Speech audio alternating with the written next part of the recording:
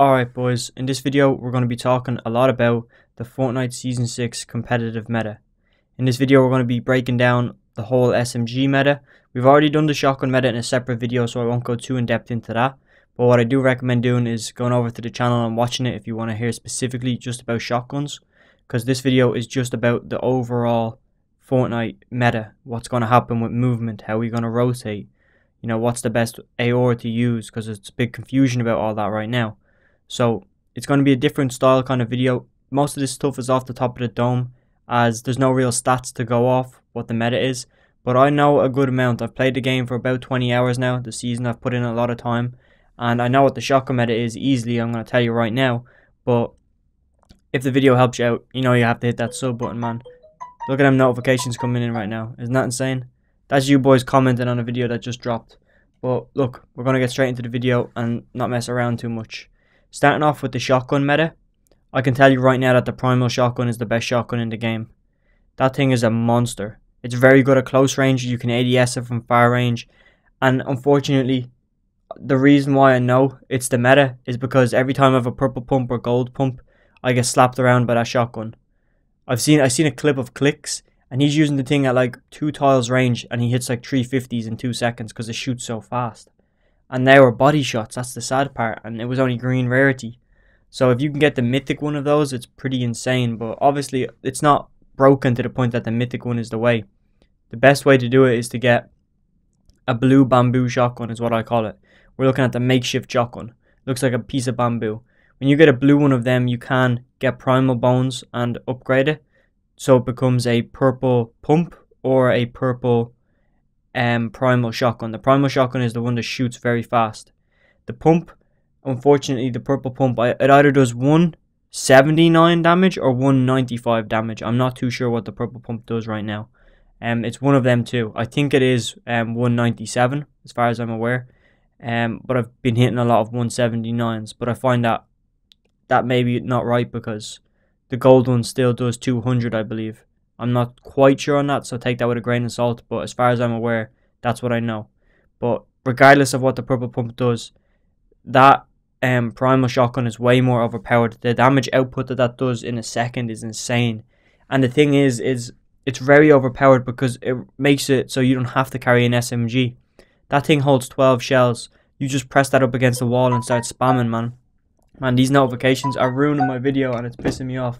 That's what happens when you turn your phone off. I'm after yeeting it across the room. Sorry about that, boys. I'm just trying to do a nice calm video. You know, I don't want to do too many cuts in the audio. I just want to kind of vent about my opinion on the competitive meta. So as far as shotguns, I know that shotgun, that primal shotgun, is broken. It's probably going to get nerfed because it's very overpowered and people are going to complain about it. Especially with how I've been using it. I just press myself up against the wall, start spamming, jump into the box, and I still have about 6 or 7 shells left and I can still kill them with that. So if we're moving on from that, we're going to talk a bit about SMGs. Obviously, there's a lot of SMGs in the game. We have the makeshift SMG, which is the tactical SMG from way back when. But it's called the makeshift SMG, and that is the worst rarity overall. The way the rarities work is, that is like the base level. The primal does more damage, but is less accurate. And then the weapons that we're used to, that you need mechanical parts to get to, they are more accurate, but do less damage. So you got to kind of make a trade-off. And the big thing about that whole meta on the SMGs is that you got the tactical SMG, the primal SMG, and a normal submachine gun that you can side grade to. And so far I'm liking them all, to be honest. They're all pretty good. I like the primal SMGs a lot. And I think I'm going to rock with the primal SMGs because they do have more bloom, but they do a lot more damage. And the only reason you're going to be using an SMG is when you're close range to somebody. So I'd say that's when it's most useful to use them. And especially that purple one I've gotten, it kind of looks like something out of Halo or Gears of War, to be honest. But it's a very fun weapon, and it's not actually, I think it has a slower fire rate, and it does a lot of damage. But it's still a very fun weapon to use, and it's actually enjoyable to use that SMG. I say that lightly because obviously the main reason of holding an SMG is to spray into people's walls and get into their box. But it's a good gun overall. I like the whole SMG meta. Like, I haven't been getting spammed to death with SMGs recently, so that's good. But moving on off SMG, I want to do a whole separate video on that, the best SMG to use and stuff like that. So that will be another video. Again, just another reason for you boys to subscribe. And I'm going to do a whole other video talking about rotations and stuff like that and the best way to rotate.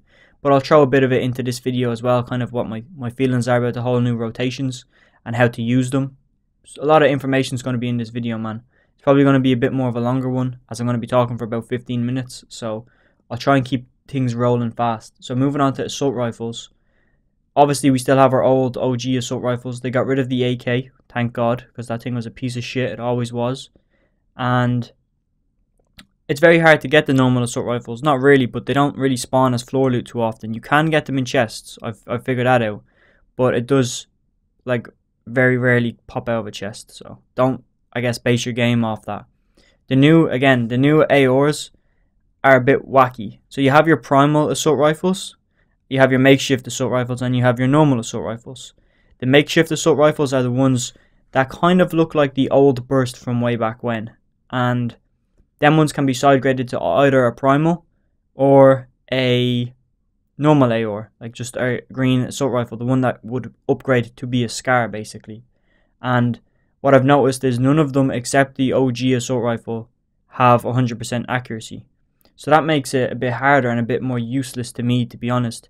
You're basically putting luck in the hands of your AOR. I don't like that feeling, man, because it's like it reduces the amount of skill required in AOR fights. Obviously, you still have the option to get that one with 100% accuracy, and that's what I have been doing. I'm literally not going to use an AOR unless I get that. I find a bow is more overpowered to carry. Carry a bow, that primal shotgun, and an SMG, and 2 heals. That's what I like running, unless I have a normal AOR to replace that bow. And as far as metas go with that bow, I want to hop onto that in a minute, but let me just finish up with the whole shotgun shit. Or the assault rifle shit. I don't really like the primals or the makeshift AORs. They don't really feel that good to me. The damage difference I don't notice, but as far as, I would rather get 2 guaranteed hits with 100% accuracy, even if it does less damage, because you're hitting 2 shots and it's going to do more damage in the long run than something like one that doesn't have 100% accuracy that you might only hit the first shot with. And especially with an IGL playstyle like me, who likes to sit back and just beam and dink people a lot when they're rotating, it's very useful for me to use that gun. There's no real purpose for me to use the other 2 guns. I don't like them. They're not good in my opinion. I don't know what the stats are, but even if the stats do 1,000 damage a shot, man, I'm still picking that 100% accuracy. Don't care. I play for consistency. I want to know if my shots are going to hit. At least with 100% accuracy, I know it's 100% down to my aim skill, whether they hit or not. And it's not some luck RNG bloom. Like, it's just annoying. It's good for controller players, because you guys have that aim assist to keep you on target a bit more. And the bullets will kind of be more magnetic. So, you know, controller players have a nice season. Again, it's creating more of an intermeta. An intermeta is basically a different meta for controller players than keyboard players. And they did do this once, all the way back when Chapter 2 started. Chapter 2, Season 2, when you had the Midas drum gun. And that was very overpowered for controller players, but not as overpowered for PC players, because the bloom was very high on that thing. But for controller players, it would keep them kind of on the body. So it was an intermeta. Certain guns that were good for controller players aren't as good for the keyboard players. Talking about bows. Bows are very, very nice weapons, to be honest. And what I've been thinking about doing is talking to my trio and getting them to run it in a specific way. The specific way I want them to run it is, if you get fireflies, you can have it so you can side grade the bow to like a flame bow. So when you shoot it, it has the Molotov effect. And you can have a lot of arrows. It caps at 31 arrows is what I've figured out. And if you have 2 people running that, so let's say you have your IGL and your support running that, you can just spam bows endgames at people's builds, like 2 bows, 3 bows.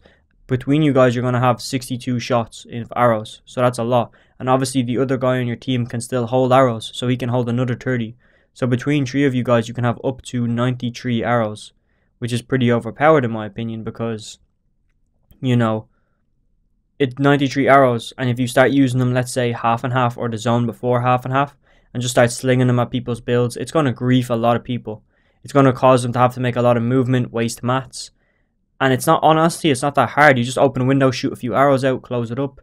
So it's a pretty good meta, and it's not like you can get sniped when you have a window open now. So that makes it a lot much more? Is that a phrase? Makes it a lot easier to pull off bow plays and beam people, because there's no sniper going to take your head off. And so far I've noticed that none of those bows can actually one-shot you out of the game. They can hit for like 170, 190s, but I don't think they can actually clean you out of the game. That is not for me to decide though, I'm not sure, that's just what I've gotten back from playing the game. And then if we're going to be talking a bit about movement and rotations, I like the way you can use the chickens. If you didn't know, you can pick up a chicken. When you run, you can pick it up. And when you jump, it kind of has the same effect as a balloon. But what I've seen a lot of people do is there's these towers around the map that kind of have a shockwave-like ability, kind of like a huge steroid bounce pad. It's up those little spires that you have to walk up. And when you hit that with a chicken in your hand, you can kind of glide across the map. And it's very overpowered. Not a lot of people are going to be looking up that high. It's kind of like, not skybase level high, but if you were to drop off a skybase about 10 floors. So it's near max height and you can just kind of glide. It's not a bug or anything. It's just a very overpowered strategy to rotate. And obviously we have rifts back, but you have to summon them. So it's a bit weird. I'm not sure how that works because I haven't gotten the gold to do that. I believe it does cost 254 gold. And you can only get it off certain like vendors, so to speak. I know the one in Colossal Crops does do it. But I'm not sure about any other ones. I don't know how I feel as well about the rocket launcher being back, which it is if you didn't know, and I've seen it's much more common than it was last season, so that's going to affect a lot of the game. That's going to affect high ground and when you should take height, because there's a lot more common rocket launchers, and if people have a lot of rocket launchers, it's not going to be good. I do have a strategy that I want to try out and I might make a video on it. I've noticed if you go down to the POI Flush Factory down at the bottom below Slurpy Swamp, I've noticed that the vendor there seems to always sell a purple pump for 95 gold. And 95 gold isn't a lot considering you start with 50 gold. So you need to get 45 gold, and he's probably offering challenges, pretty simple challenges to just farm or something. So you can have your whole team rocking around a purple pump off spawn. That's very overpowered, but it's not, I don't think it's as overpowered as having maybe one of those blue primal shotguns, if I'm being dead serious with you guys. I don't think it is. That blue primal thing is insane, but I guess the pump is very consistent. So it's like consistency or a spam shotgun. It's really just up to your playstyle, I feel, but you can get good with both of them, and I think that's what they've kind of tried to do with this meta, is kind of make it so there's not any one gun you have to use. You can get good with any gun, and then you can still slap with it. There's no gun that's one better than the other. Like the way last season was, you had the lever, you had the tack, you had the charge. The charge was the best gun in the game. If you got really good with the charge, you could easily outplay everybody. If you could hit every shot to the head with that charge, it was very easy to hit 200 headshots with that gun. I'm not messing, I'm not tripping. It was very easy, I've done it. And then again, the lever was just kind of, I like the lever, to be honest. I don't prefer it over the spaz, but I like the lever. It's a very fun gun, and it's very consistent in my opinion. I don't like the tack though. The tack is just a waste of time. It's not skill based, there's no skill to it. With the lever, there was a bit of skill to it. It's kind of that pump skill, kind of just a mid-tier weapon that you didn't have to be insane to get good with it. Like, you didn't have to be insane to the point of, you know, the charge. So it's like, it's just a mid-tier weapon. It's like you would use the tack if you were shit. You would use the lever action if you were good. And if you were insane, you would use the charge. And that's the way that meta was. And obviously, being insane at the game would pay off because the charge is the best shotgun in the game. So that's the way that meta worked. But this meta is a bit different. It's like if you want to use the primal shotgun, you can get very good at it. If you want to use the makeshift shotgun, you can get very good at it. I've seen that thing slap for 195. The downfall is it only holds 2 shells, which is just a bit of an L in my opinion. Because I don't think it does enough damage to only carry 2 shells. Like, consistent damage, it doesn't do. I know it can slap people for 200, I'm pretty sure of that. But the 2 shells, I've hit 195s with it and stuff, but the 2 shells just isn't worth it. And if you didn't know, that does replace double pump. That's the whole point of that weapon, is you can shoot that at the exact same speed of a double pump, like way back when. And it kind of is replacing double pump. That's what the whole purpose of the gun is. And obviously though, it only holds 2 shells, which isn't that great. So yeah, that's basically all I've gotten for this video, man. Just a bit of the meta update, kind of what my thoughts are on the meta. Coming back to rotation though, real quickly, just before I end the video. Rotation is real nice this game, and I think we're going to be getting upgrades for vehicles soon. As I seen someone in the comments pointed out that in the trailer, not the trailer, but the cinematic event, there was cop cars. And the thing about cops is there's no cop cars in the game, but these cop cars were like kitted out. So obviously you do have that.